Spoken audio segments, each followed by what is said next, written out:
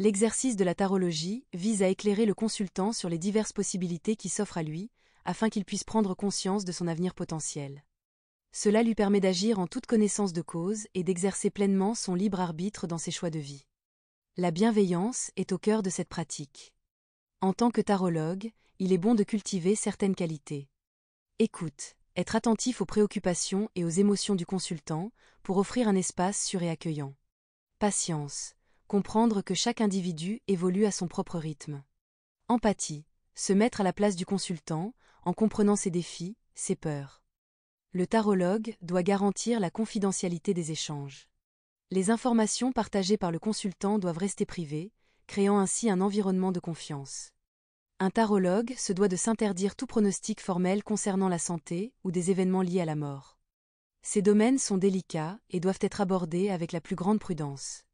L'accent doit être mis sur l'accompagnement et le soutien, plutôt que sur des prédictions qui pourraient engendrer de l'anxiété ou des malentendus. Il est important de maintenir une attitude neutre et objective lors des consultations. Le tarologue ne doit pas projeter ses propres opinions ou jugements sur les situations du consultant.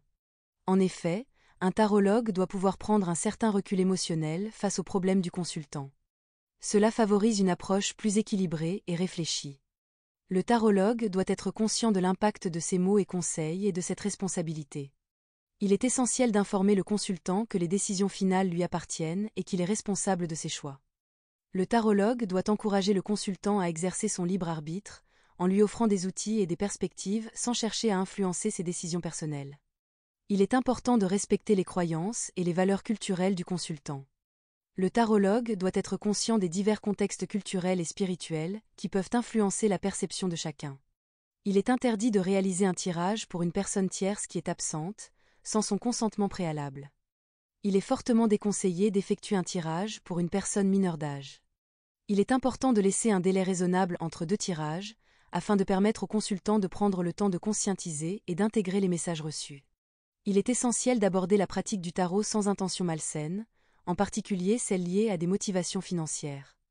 On ne tire pas les cartes dans le but d'accumuler de l'argent, mais plutôt pour fournir des perspectives significatives et des conseils éclairés.